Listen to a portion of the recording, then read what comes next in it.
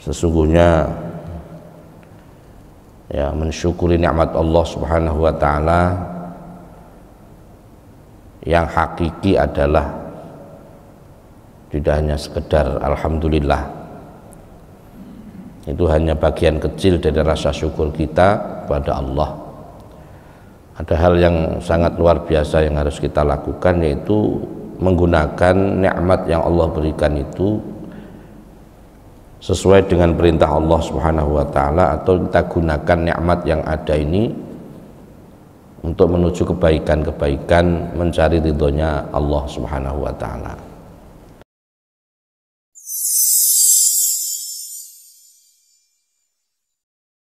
Assalamualaikum warahmatullahi wabarakatuh.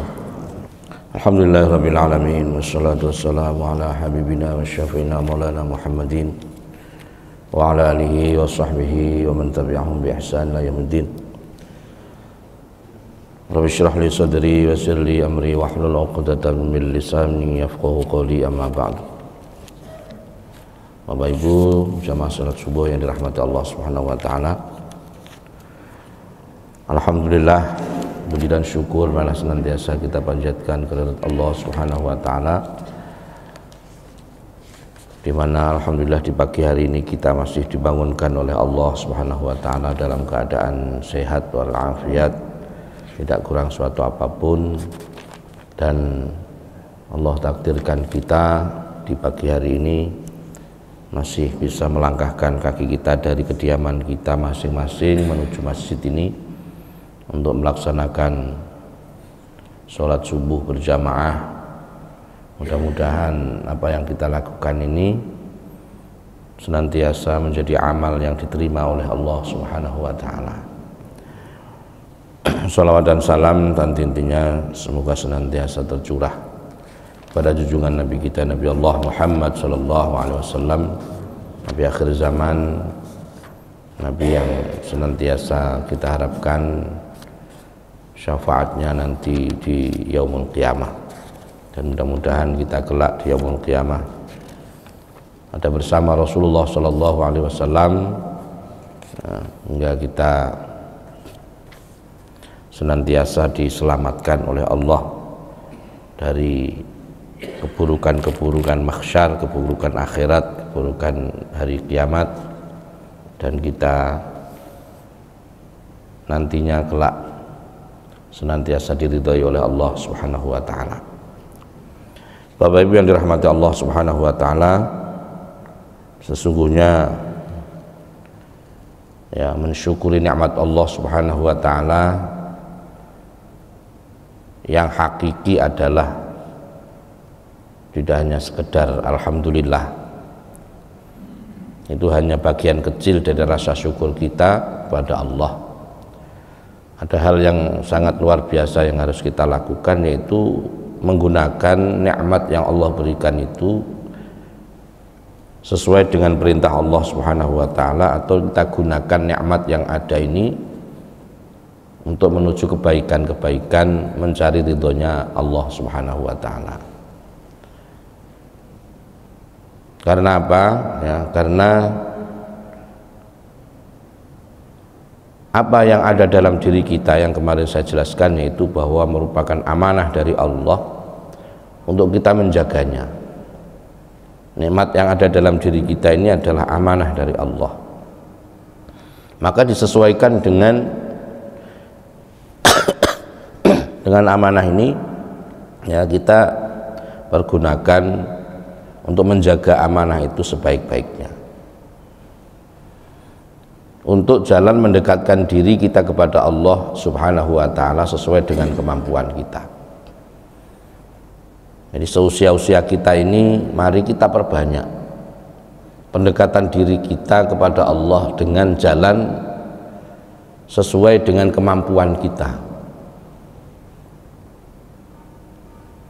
Kalau kita itu tidak mampu pendekatan muraqabah kita dengan Allah dengan jalan puasa misalnya, karena kita nggak ahli puasa, ya kita tidak lewat puasa. Jangankan puasa Pak Ustadz, saya itu puasa Ramadan saja langsung turun badan, langsung lemes ya. Ya lewat yang lain. Kalau kita tidak bisa bermuraqabah kepada Allah, mendekatkan diri kepada Allah dengan jalan sholat, ya tentunya sholat tahajud, sholat sunnah dan sholat lain sebagainya, ya tidak lewat itu. Saya itu bukan ahli sholat Pak Ustadz, kalau malamnya tidur saja ya, yang penting wajibnya jangan dilewatkan ya. Kalau mungkin tidak ahli baca Al-Quran, karena dari kecil belajar Al-Quran sudah terlewatkan ya bukan lewat Al-Quran, tapi ada hal yang kecil namun berat ya, ada hal yang kecil ya tapi berat untuk kita lakukan, dan itu menjadi pendekatan diri kita kepada Allah, adalah menata hati kita menjadi manusia yang baik hatinya. Itu termasuk thariqah, termasuk jalan muraqabah, mendekatkan diri kita kepada Allah Subhanahu wa taala. Jadi orang baik saja. Ya. Bagaimana caranya menjadi orang baik itu? Dengan jalan muraqabah itu, dengan jalan kita beruzlah, menyepi di dalam keramaian. Ya. Para ulama mengatakan yaitu dengan menyepi di dalam keramaian. Itu maksudnya bagaimana? Kalau Rasulullah dulu uzlah ya, di Gua Hira untuk kemudian mendapatkan wahyu, dan Rasulullah itu paling suka di akhir-akhir usianya itu uzlah, menyepi, menjauhkan diri dari keramaian dunia. Ya, kalau kita sekarang ini mau di mana kita ya, karena dimanapun sekarang itu bumi itu sudah rame ya, tidak harus seperti itu, tapi menyepi di dalam keramaian itu yaitu tadi kita berusaha, berupaya menjadikan hati kita semakin baik ya. Apalah artinya kita ini tiap hari ya misalnya berzikir kepada Allah tapi hati kita belum baik. Apalah kita mungkin puasa Senin Kamis tapi hati kita masih suka suudzon kepada orang ya. Apalah artinya kita mungkin sholat sunnah sepanjang malam tapi kita suka menyakiti orang lain ya. Jadi ternyata menjadikan hati kita baik itu menjadi thariqah, menjadi pendekatan diri, jalan mendekatkan diri kita kepada Allah Subhanahu wa taala. Bagaimana caranya? Caranya kita tadi itu, kita menyepi di dalam keramaian. Ini saya contohkan begini, ada dulu ya di dalam itu ya, diriwayatkan ada sejarah itu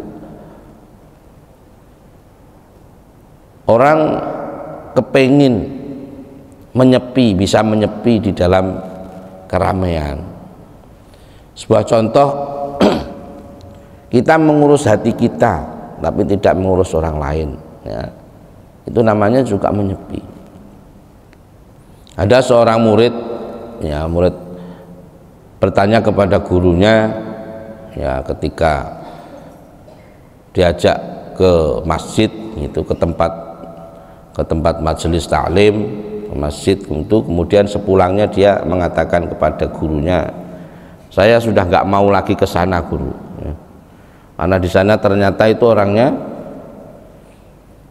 ya, tidak baik-baik semua. Bagaimana saya ke masjid itu, di masjid dibicarakan buruknya orang lain, di sana membicarakan ini, sana membicarakan itu. Saya ini nggak suka kalau begitu ya. Maka oleh kiainya, ternyata bukan itu yang buruk anakku ya.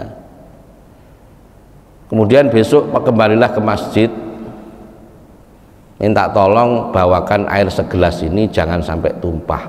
Mulai kamu berangkat dari rumah sampai kamu bawa pulang lagi ke rumah, dan jaga air segelas ini jangan sampai tumpah. Wah, gampang itu Pak Pak Kiaiku ya.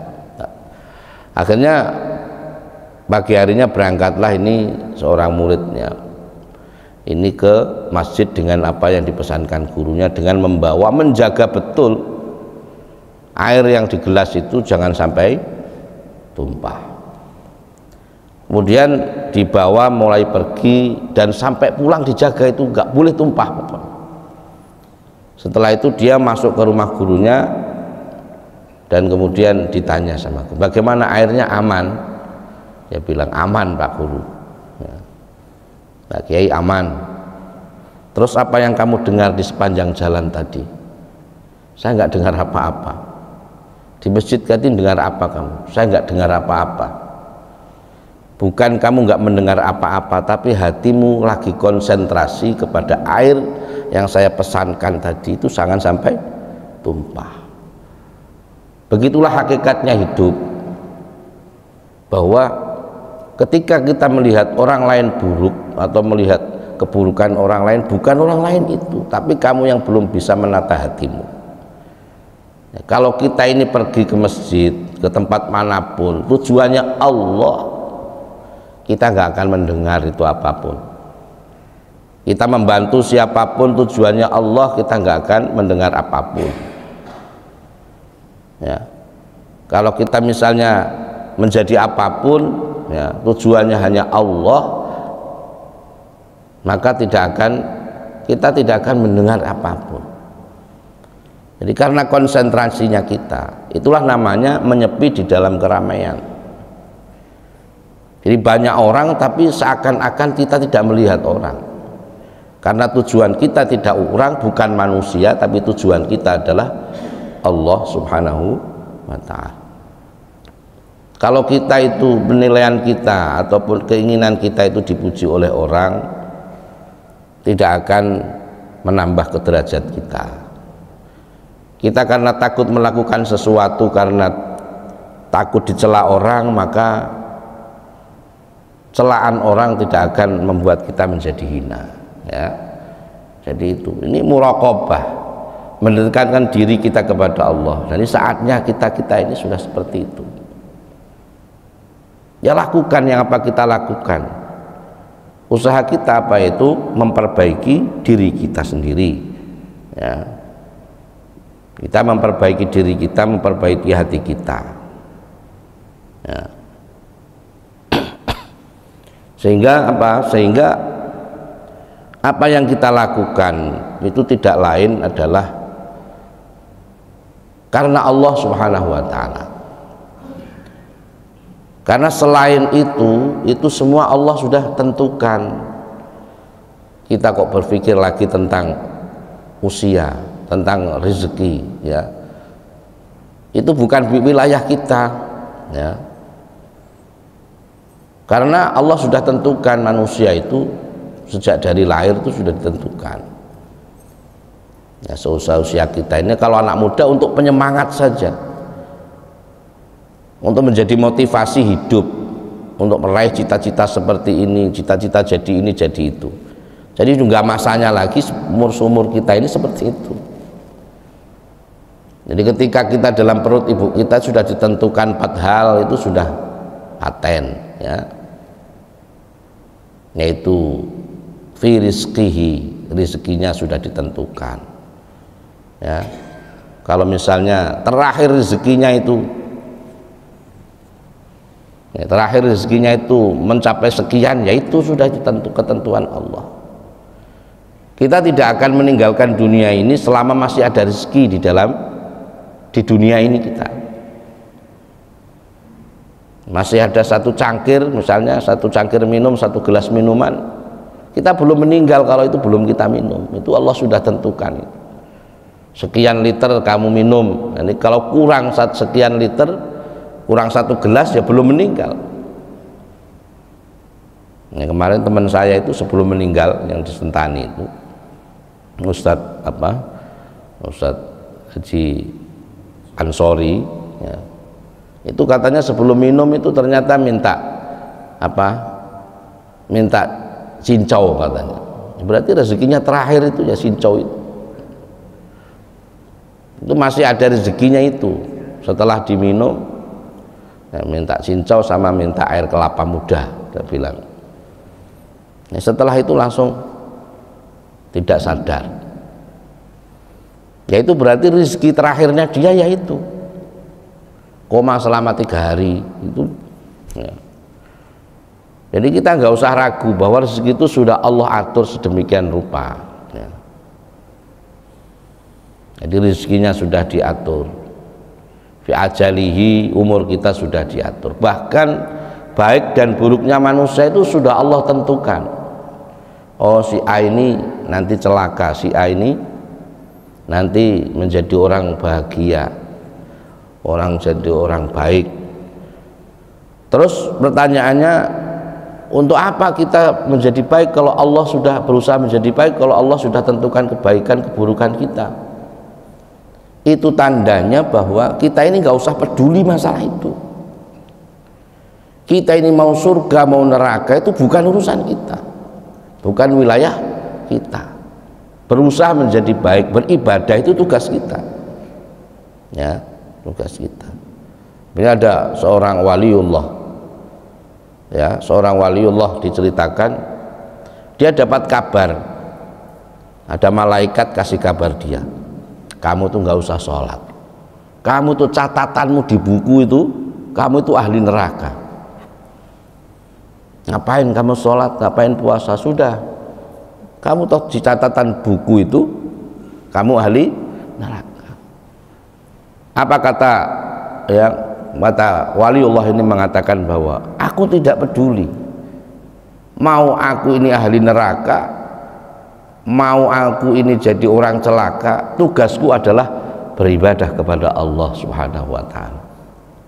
Aku ibadah bukan karena aku ingin upah surganya Allah, bukan karena takut aku ini nerakanya Allah. Mau ditentukan oleh Allah manapun aku ridho. Aku tetap akan berusaha beribadah, bahwa aku di dunia tidak lain adalah saya ini harus beribadah kepada Allah Subhanahu wa ta'ala. Karena hal itu kemudian Allah merubah. Ya, ini namanya kita meluruskan niat dalam segala ibadah yang kita lakukan. Jadi nanti seakan-akan kalau kita ini beribadah karena surganya Allah, seakan-akan kalau Allah nggak bikin surga kita nggak menyembah Allah. Seakan-akan kita ini kalau nggak ada neraka, seakan ibadah itu hanya takut kepada nerakanya Allah. Padahal mencari ridha Allah jauh lebih penting daripada itu semua. Yang kita sembah bukan neraka, yang kita sembah bukan surga, tapi kita sembah adalah Allah Subhanahu wa ta'ala. Walaupun boleh, apa boleh kita beribadah itu supaya berharap surga? Boleh, tapi pada tingkatan-tingkatan tertentu, tidak semata-mata karena itu. Karena Allah berjanji juga, barang siapa beramal soleh maka dia akan dijanjikan surga. Dia bagi siapa yang tidak patut kepada Allah, tidak patuh kepada Allah, kemudian diancam dengan neraka. Ini Allah sampaikan. Tapi ternyata tidak hanya itu, ya, tidak hanya itu. Tapi semata-mata yang kita lakukan, semata-mata ibadah yang kita lakukan, yang kita kerjakan ini, inti dari segala ibadah aktivitas yang kita lakukan adalah mencari ridhonya Allah Subhanahu wa ta'ala. Yang lain itu sudah urusannya Allah. Jadi Allah itu maha menentukan, tapi juga bisa maha merubah. Ya, kan tidak ada yang mendikte Allah, tidak ada yang menintervensi Allah. Makanya kalau kita melakukan sesuatu tidak sesuai harapan, kita berdoa kok doa kita nggak dikabul-kabulkan, itu tandanya kekuasaannya Allah itu mutlak, tidak bisa diintervensi oleh doa kita, tidak bisa dipaksa oleh doa kita. Nanti kalau setiap doa harus dikabulkan, seakan-akan Allah itu diintervensi oleh doa, padahal tidak seperti itu. Allah itu maha mengabulkan dan maha tidak menerima doa, ya Allah Subhanahu wa ta'ala. Kalau ada doa kita yang dikabulkan, itu tandanya Allah begitu sayang kepada hambanya, ya, bukan doa kita, bukan. Karena perintah, doa itu adalah perintah, doa itu adalah ibadah, ya penting kita berdoa. Namun untuk diterima dan tidak bukan urusannya kita. Kita hanya wajib berdoa, kita hanya dianjurkan berdoa. Namun doa hasil yang kita doakan itu ya sesuai kehendak Allah. Allah nggak bisa diintervensi oleh doa. Ya. Jadi nggak boleh kita itu karena doanya saya. Ya. Ada orang didoakan sembuh itu karena doa saya. Tidak bisa sembuh. Ya. Tapi Allah Maha mengabulkan doa dan Allah Maha menolak doa kita. Ya, terserah Allah mau apa. Ya. Karena Allah nggak bisa terintervensi oleh apapun, oleh siapapun, dengan apapun. Yang penting kita ini berusaha jadi baik untuk melakukan yang terbaik di dunia ini. Ya. Sehingga ini menjadi thariqah pendekatan diri, dan yang kita cari adalah ridhonya Allah subhanahu wa ta'ala. Inilah mungkin bagi hari ini beberapa hal yang penting untuk kita ketahui. Kita mari menata hati kita, menata sikap kita, ya. Kalau hati itu sudah baik, insya Allah akan menjadi baik semua. Jadi di dalam jasad manusia itu ada segumpal daging, segumpal darah, ya, segumpal darah. Manakala dia itu baik, maka baik semua. Rasulullah mengatakan itu, ala wahyal qalbu. Apa segumpal darah itu? Ingatlah, itu adalah hati. Kalau hatinya rusak, semua jadi rusak. Hatinya baik, semua jadi baik. Jadi paling inti di dalam diri kita ini yang kita tata adalah hati kita. Ya, adalah hati kita menjadi orang baik, berusaha setiap saat untuk memperbaiki diri. Ya, kalau kita diri baik, ya itu insya Allah akan menjadi baik. Ukuran bahagia itu bukan karena banyak, tapi ukuran bahagia itu karena kita pandai bersyukur. Ya, kita tersenyum bukan karena banyak, tapi kita pandai bersyukur bisa tersenyum. Bukan karena indahnya hidup ini kita bisa tersenyum karena indah, tapi kita tersenyum baru kelihatan indah hidup itu. Ini karena apa? Dari hati kita. Ya. Ibarat ibadah itu, hati itu adalah sholat kita ukurannya. Jadi sholat juga demikian. Kalau sholatnya baik, maka seluruh amal lain jadi baik. Kalau hati kita baik, ya semua aktivitas yang kita lakukan jadi baik. Pokoknya orang kalau nggak baik itu aktivitas apapun, orang beraktivitas apapun itu nilainya pasti yang negatifnya dicari, bukan yang positifnya. Bukan kebaikannya orang yang dinilai, tapi keburukannya. Itulah hati, ya, itulah hati kita. Maka marilah kita perbaiki diri kita masing-masing, introspeksi diri kita. Semakin usia kita semakin mendekati senja ini, kita pergunakan yang baik-baik. Tujuan kita bukan untuk siapapun, tapi tujuan kita mencari ridhonya Allah subhanahu wa ta'ala. Subhanakallahumma wa bihamdika asyhadu an la ilaha illa anta astaghfiruka wa atubu ilaik. Assalamualaikum warahmatullahi wabarakatuh.